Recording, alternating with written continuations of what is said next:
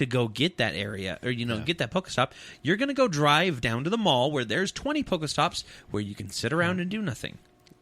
The other thing, too, and this is pretty damn shady on their part, they have increased the runaway chance and breakout chance of the Pokemon. Yeah, which sucks. They say that's a bug.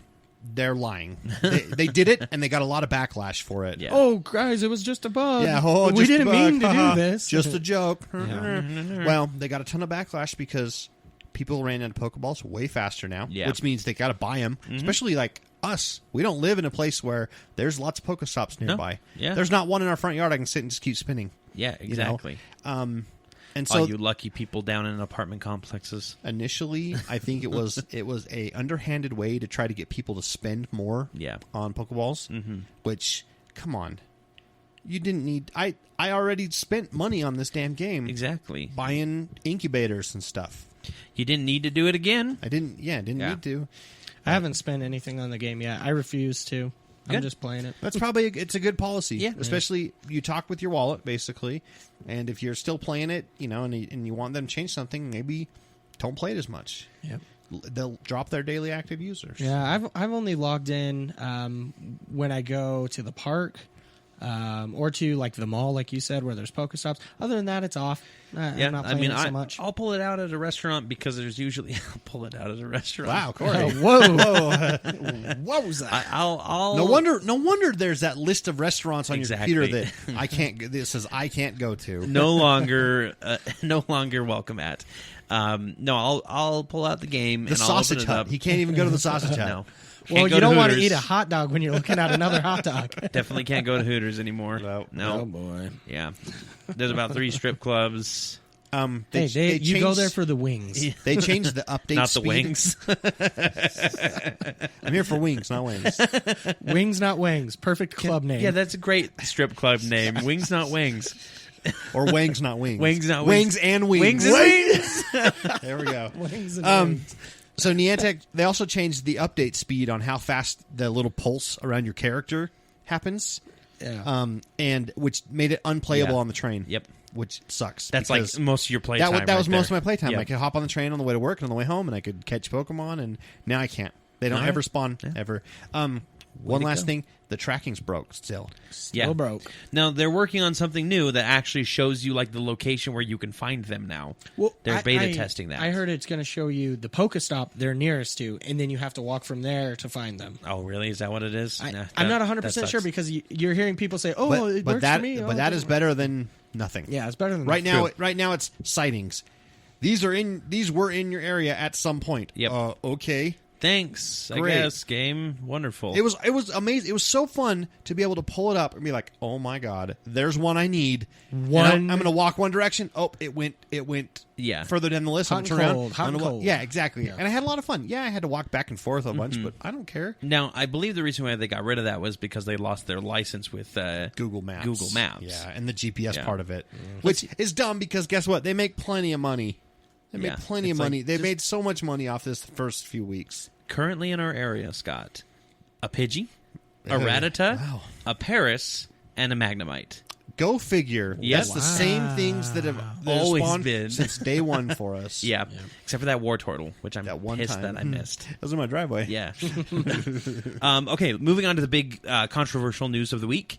The actress, now this is not confirmed. Confirmed. It's all but confirmed. I don't know the actress's name, so somebody's going to have to look that up while I'm talking here, because I'm the host and I have that privilege. But they got a new actress for Spider-Man Homecoming to play Mary Jane. Now, this is a big speculation. Mary Jane is a very popular character. I don't know why, because I hate her guts completely. She's terrible to Peter Parker. It might as well be an abusive relationship. Her name is Zendaya. Zendaya? Oh, it's a one-name person, too. Yeah, she's a singer. Wonderful. Yeah. Oh. And the big controversy is that she's not white. She's black. Yeah. And Mary J. Blige. Yep. Mary Jane Blige. There we go. Now, when I first saw this, or first heard it from you when I got home, saying that she was black, I went, like black or like mocha black? And you show me a picture of her, and I say she's more mocha black. That's fine, but that doesn't matter. It doesn't matter. It doesn't matter how black her skin is or not. Mm-hmm.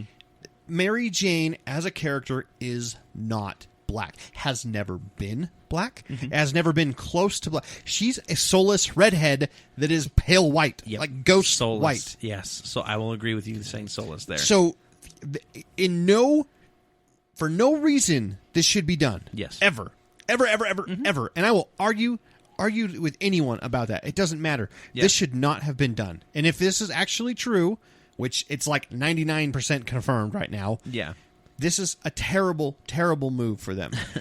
Now, if it was another Spider-Man character that was not very... How do I put this? Popular. Not very popular, not very well known. Uh-huh. So an example is Batman v Superman, Perry White. Yeah. He's played by Lawrence Fishburne, I think. Yes. Yeah, Lawrence Fishburne, which it's fine.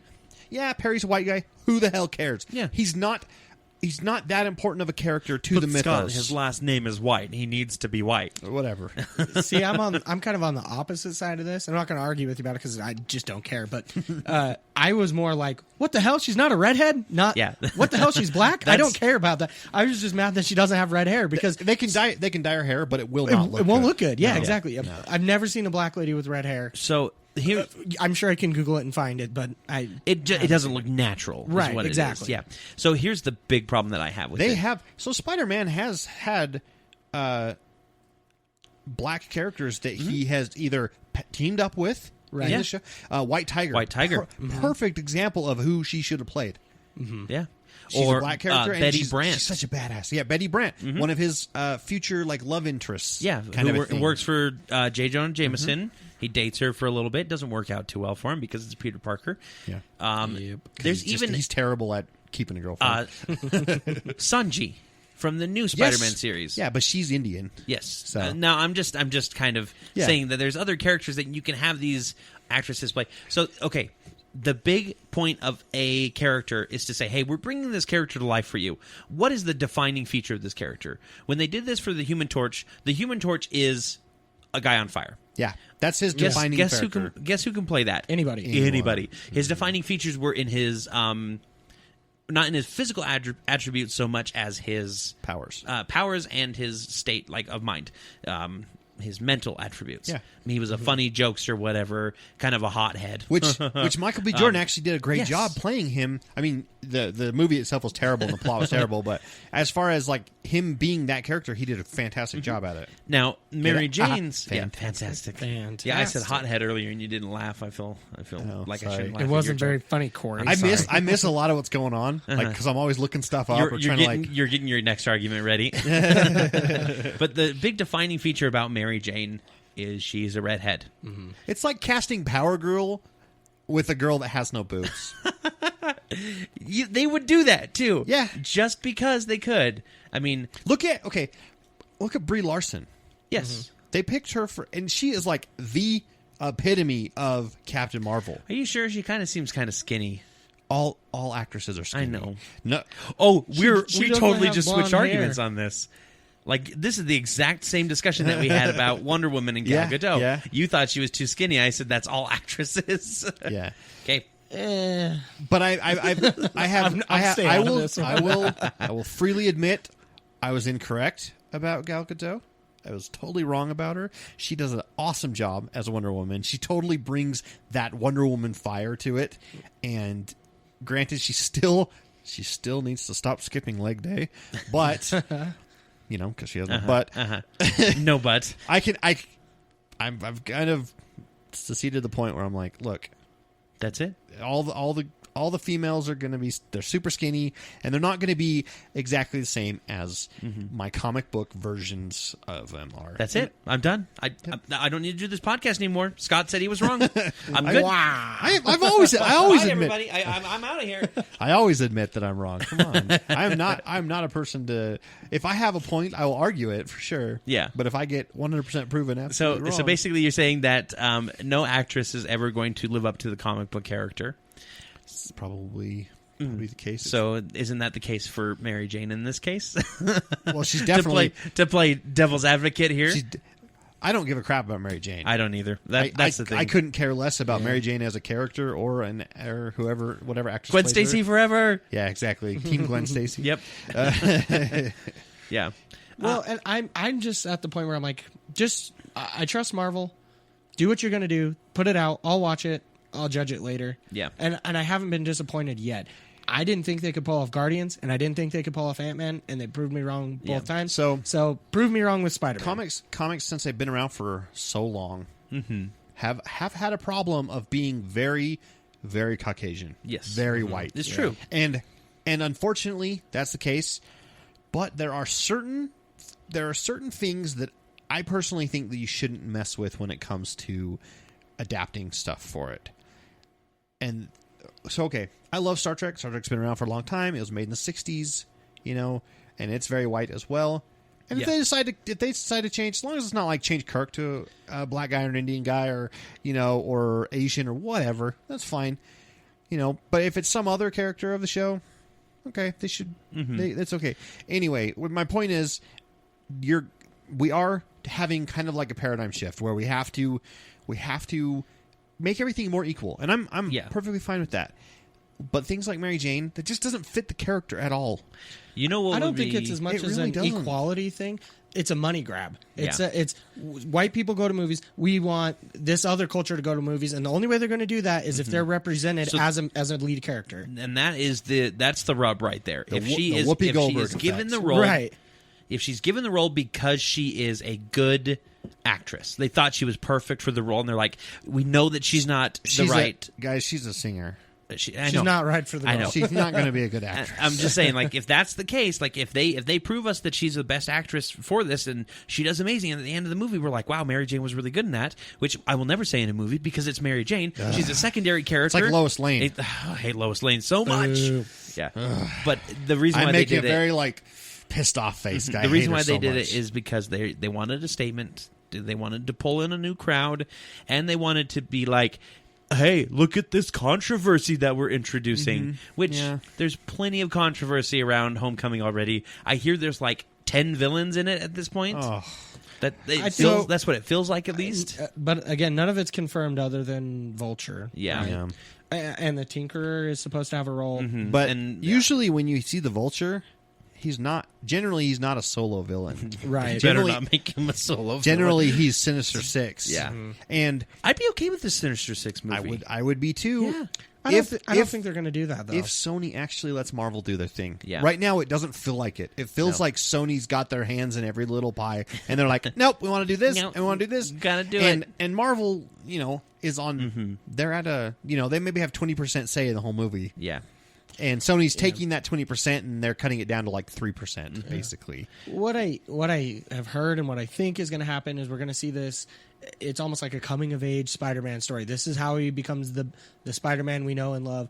And the Tinkerer's role, from what I understand, he's an ex-Stark employee who's helped design Spider-Man's suit and has put like fail-safes in there, and he starts activating them and messing with him. And cue Iron Man to come to his rescue. Okay. From what I understand, because Robert that's Downey the Jr. movie. is supposed to be in it too, and not just a cameo. From what I hear, like he's that's got a money role. grab. Cool. Yeah, that's a money grab. Absolutely, that's a money that's grab. probably the only reason they got Spider-Man in Civil War was like, okay, but we want Tony Stark for our next movie. Yeah. So we will have to see how it goes. There's our opinion on it. Yeah. Now let's talk about something a little bit more excited. I'm just getting tired of Spider-Man in general. Yeah. It's like Batman. I've seen your origin many times. I don't want to see it again. I don't need to see it again. Hopefully they'll shy away from it this time. It already seems like they've done that though, because they've introduced he's already Spider-Man. Yeah. We don't have to know. Ben's already dead, and you can show that in the beginning, a slight flashback or something. Yeah. As the credits roll, do like they do in the cartoon where they show him getting bit and then they show him getting learning his powers real quick. Yeah, exactly. Yeah, don't have to worry about that. But hey, like Marissa Tomei's coming back as Aunt May. I can't. I'm sorry. I don't like her as Aunt May, just because I don't want to feel that way about Aunt May that I do about Marissa Tomei. And I know Tony Stark's right there with me. We don't want to feel that way about an aunt. Let's move on to what something. About Ant-Man? I'd be okay feeling that way about Ant-Man. Let's move on to something a little bit nicer about Marvel. Something cool that's coming, and something that I've been waiting for a while now, though not in the form that I wanted in. It still looks pretty good. Marvel and Hulu have decided to team up together to make a brand new series, and they've chosen the